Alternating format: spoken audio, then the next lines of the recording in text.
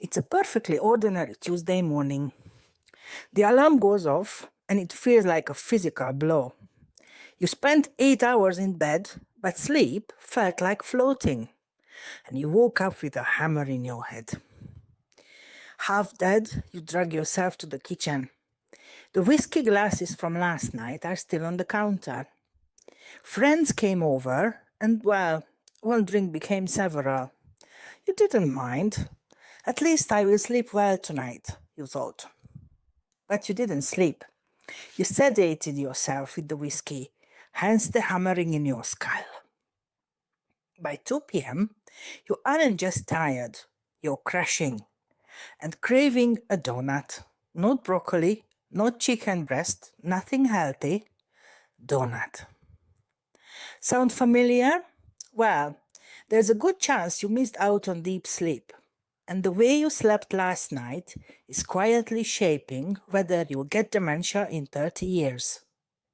No way, Zita, I hear you saying. Well, I know it sounds awful, but let's dig a bit deeper. What are we actually trying to prevent? In Alzheimer's disease, the brain fills up with junk, sticky, unpleasant rubbish that stops your brain working properly.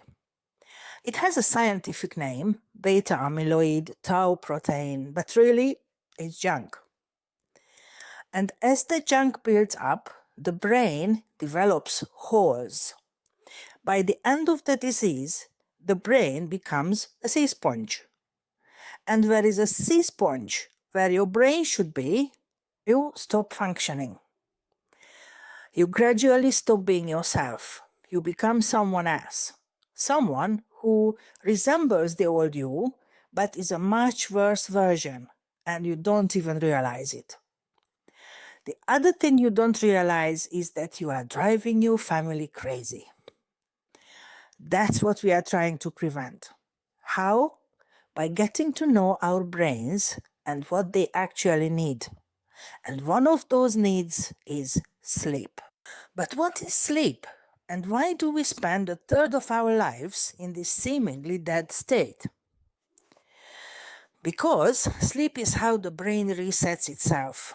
It's biologically essential, non-negotiable. Sleep isn't the same all night. It moves through stages. When your head first hits the pillow, you doze off. That nice floaty feeling.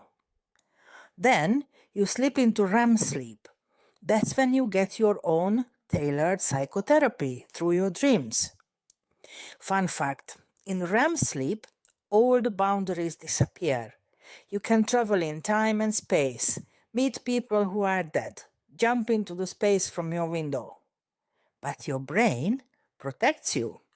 Apart from basic physical functions like breathing, it paralyzes the body, so you can't carry out things like jumping out of the window. How clever is that? So, after REM, you go down into deep sleep. That's body resetting time. To understand this deeper, imagine a home renovation.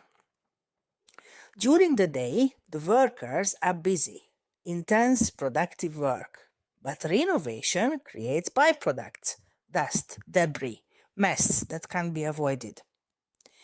Now, for work to continue the next day, a cleaning crew has to come overnight. They sweep up everything, clear the space, and the next morning the workers can do their job properly. If the cleaning crew doesn't come, the mess builds up. Eventually, the day workers can't function. Everything slows down. And this is exactly what's happening in your brain. Your neurons, your brain's workers, the day workers, are active all day. And like any other work, this creates biological byproducts, including beta amyloid and tau protein. And your brain has its own cleaning crew. They are called glial cells. Every night, they activate to flush out the waste that built up during the day. But here's the thing. The glial cells can only clean during deep sleep, not during REM sleep, only during deep sleep. You actually feel this. After a rough night, you feel terrible. Your thinking gets slower, your head feels heavy, because the junk didn't get cleared. The night crew couldn't do the job. Deep sleep, deep clean. This isn't about one bad night. One rough night, your brain catches up. But if deep sleep is disrupted for years or decades, the junk doesn't get cleared. It accumulates.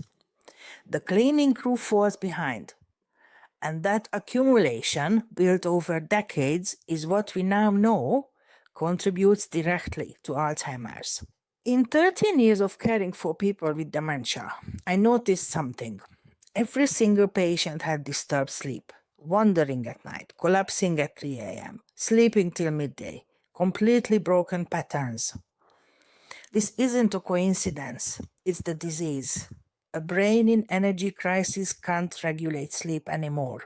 Let's go back to the donut craving from this morning. During deep sleep, your blood sugar levels stabilize. When you don't get enough deep sleep, they don't. And the next day, your brain is screaming for quick energy, sugar, in the form of chocolate, biscuits, donuts, or fast food. This is not a willpower problem. This is biology. So if you're trying to eat better or lose weight, fix your sleep first. Because when your blood sugar is regulated, you naturally reach for better food. But when it isn't, no amount of willpower will stop the cravings. So what do you actually do to make your sleep better? Morning light. Within 30 minutes of waking, get outside into natural daylight for 10 minutes at least. Drink your coffee on the step, or at least sit by an open window. Why? Because this tells your brain, hey buddy, the day has officially started. In 16 hours from now, you can start making your host sleepy. Coffee. Oh, we love coffee. And caffeine is good for you.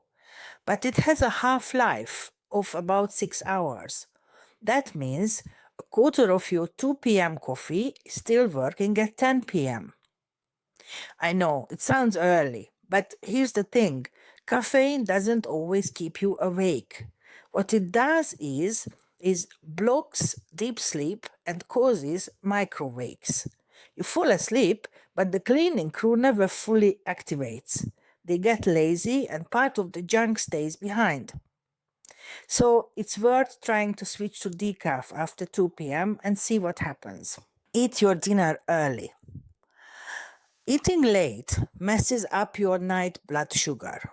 Your body is working hard digesting at night when it should be repairing. And that makes deep sleep shallower. So give yourself a 3 to 4 hour gap between dinner and bed. Give your metabolic system some resting time so your brain can focus on preparing the space for the night crew. And finally, alcohol. I'll be straight with you here. When your friends came over last night for a drink and it became 5, you didn't sleep. You knocked yourself out. Alcohol messes up the sleep cycle and blocks deep sleep.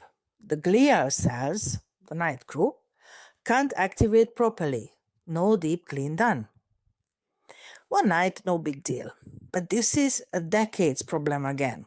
Wine on Tuesday, wine on Friday, vodka on Sunday, beer in between, year after year.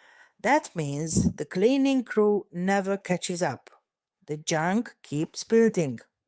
That's how a habit that feels harmless tonight becomes a brain full of junk 30 years from now. The biology is clear. There is no amount of alcohol that's good for your brain. The less, the better, and ideally zero. And I know, it contradicts most cultures, including the one I grew up in. Oh, Hungarians love to drink. Sorry guys, all I'm doing is bringing you the research with some uncomfortable scientific facts attached. Let's go back to Tuesday morning. The lead limbs, the whiskey glasses on the counter, and you feeling like you've been hit by a freight train. You weren't weak or lazy. Your cleaning crew didn't get to finish their work the night before. The waste from Monday was still sitting there. Your blood sugar was dysregulated before you even reached your desk. So you chose the fastest energy source possible, sugar, in the form of chocolate donuts. The hammer in your head was the garbage the night crew couldn't clean because the alcohol stopped it from doing so. That's not a character flaw, that's biology. So do your brain a big favor, fix your deep sleep. In the short run, you will feel significantly better. And in the long run, you've done your night crew a favor and taken a big step towards preventing Alzheimer's. I have written a book called How Not to Get Dementia that goes much deeper into all of this, the research, the mechanisms, and the full practical guide for protecting your brain. Link is in the description. So, if this video was useful, don't forget to subscribe, and I'll see you in the next video. Bye!